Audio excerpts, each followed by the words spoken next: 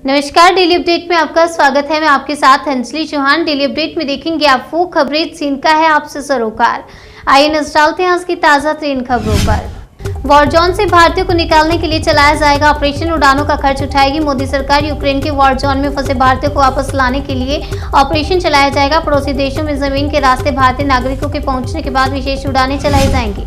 दिल्ली में हटा night curfew. 1 अप्रैल से पूरी क्षमता के साथ खुलेंगे स्कूल। मेट्रो में खड़े होकर कर सकेंगे सफर। दिल्ली में कोरोना के मामले अब काफी कम हो गए हैं। इसके मद्देनजर दिल्ली आपदा प्रबंधन प्राधिकरण ने शहर में लगी कोरोना पाबंदियों को वापस ले लिया है। गंगा किनारे का छोरा हमेशा गंगा का रहेगा। क्यों जया बच्चन ने कौशाम्बी में चुनाव प्रचार के दौरान छेड़ा अमिताभ का जिक्र। जया बच्चन ने कहा, मेरा जन्म एमपी में एक बंगाली परिवार में हुआ। यूपी में शादी हुई। मेरी बेटी ने पंजाबी से शादी की और मेरे बेटे ने एक दक्षिण भारतीय से। हमारे परिवार में जातिवाद या क्षेत्रवाद जैसा कुछ नहीं है। यूक्रेन में खाने के सामान के लिए मारामारी। पानी की भी किल्लत। एटीएम में पैसा खत्म। भारतीयों ने सुनाई आप बीते। यूक्रेन में खाने के सामान से लेकर कई तरह की मारामारी देखने को मिल रही है। वहां फंसे भारतीय छात्रों ने बताया कि यहां एटीएम से पैसा भी नहीं निकल रहा और सभी साधन बंद हो चुके हैं।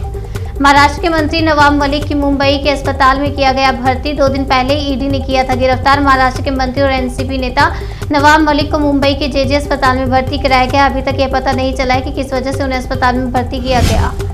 यूक्रेन रूस युद्ध के बीच पीएम मोदी और राष्ट्रपति पुतिन की टेलीफोन पर बातचीत के बाद जाने मॉस्को ने क्या कहा। यूक्रेन की नई दिल्ली स्थित राजदूत की तरफ से मोदी सरकार से दखल की मांग के बाद प्रधानमंत्री मोदी ने रूस के राष्ट्रपति व्लादिमीर पुतिन से गुरुवार को फोन पर बात की।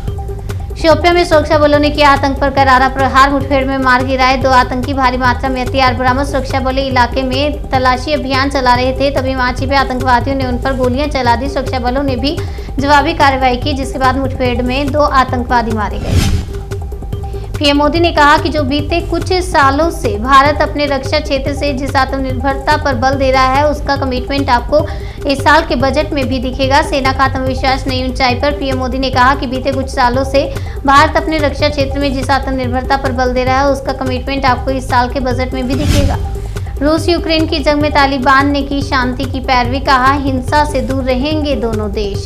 रहें दोनों देश। आपको बता दें, दूर रहने की नसीहत दी गई है। रूस और यूक्रेन के बीच युद्ध पर दुनिया भर के तमाम देश चिंता जता रहे हैं। वहीं तालिबान ने भी यूक्रेन संकट पर बयान देते हुए कहा कि दोनों पक्षों को संयम बरतने की जरूरत है। यूक्रेन से भारतीयों को वापस लाने के लिए भेजा जाएगा विमान। सरकार देगी किराया। रूस और यूक्रेन के बीच जंग का आज दूसरा दिन है। यूक्रेन रूस से अकेले लड़ रहा है। उसे नाटो देशों का भी साथ नहीं मिला। अब देखना होगा कि यूक्रेन रूस के सामने कितने दिन टिकता है। प्रियंका चोपड़ा ने यूक्रेन के मौजूदा हालात को बताया भयावह। मदद की अपील की। राष्ट्रपति व्लादिमीर पुतिन के आदेश के बाद रूसी सैनिकों ने गुरुवार को यूक्रेन पर हमला कर दिया। रूस के रक्षा मंत्रालय का दावा, यूक्रेन के 243 सैनिकों ने किया सरेंडर। मार गिराए 5 लड़ाकू विमान, ड्रोन, हेलीकॉप्टर। रक्षा मंत्रालय ने दावा किया कि उन्होंने यूक्रेन के 118 मिलिट्री इंफ्रास्ट्रक्चर को भी ध्वस्त कर दिया, जिसमें 11 military airfield, 13 command and communication centre और आपको बता दें 36 रडार स्टेशन शामिल हैं। दिल्ली में study in India diplomatic conclave का हुआ आयोजन। 20 देशों के राजनयिक हुए शामिल। भारत के इस कॉन्क्लेव का मकसद दुनिया के दूसरे देशों के शिक्षा प्रणालियों के बीच बातचीत के माध्यम से सर्वोत्तम शैक्षणिक और अनुसंधान प्रथाओं के मेलजोल को बढ़ावा देना है।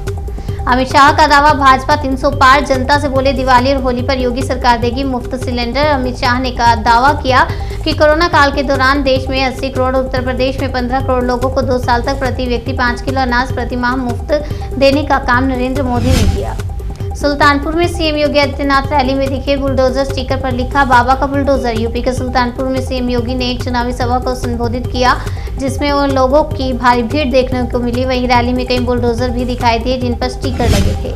हम तो जलवे और मोहब्बत बरकरार रखेंगे। राहुल प्रियंका की फोटो शेयर कर मतभेदों की बातों पर कांग्रेस का वार। राहुल गांधी ने आज कहा कि जब वे कहते हैं कि हमारे 70 वर्षों में कुछ नहीं हुआ, तो उनका वास्तव में मतलब था कि इन 70 वर्षों में अंबानी अडानी के लिए कुछ नहीं हुआ। हिमाचल विधानसभा में गूंजा यूक्रेन में फंसे प्रदेश के छात्रों का मामला। 60 बच्चों के अभिभावकों ने सरकार से किया संपर्क। मुख्यमंत्री जयराम ठाकुर ने सदन में जानकारी दी कि यूक्रेन में हिमाचल के भी कई छात्र और नागरिक फंसे हुए हैं। सभी को वहां से सुरक्षित लाने के लिए हिमाचल सरकार प्रयास कर रही है। राहुल और प्रियंका गांधी ने अमेठी में सरकार पर जमकर साधा निशाना। बेरोजगार किसानों और महिलाओं से किए बड़े वादे। राहुल और प्रियंका गांधी ने बीजेपी, सपा और बसपा पर जमकर निशाना साधा। कांग्रेस नेताओं ने राज्य में अपनी सरकार बनने पर किसानों, महिलाओं और बेरोजगारों के लिए कई बड़े वादे किए। डेली अपडेट में फिलहाल इतना ही। तब तक के लिए बने रहिए हमारे साथ और देखते रहिए जन सेतु चैन से सरोकार।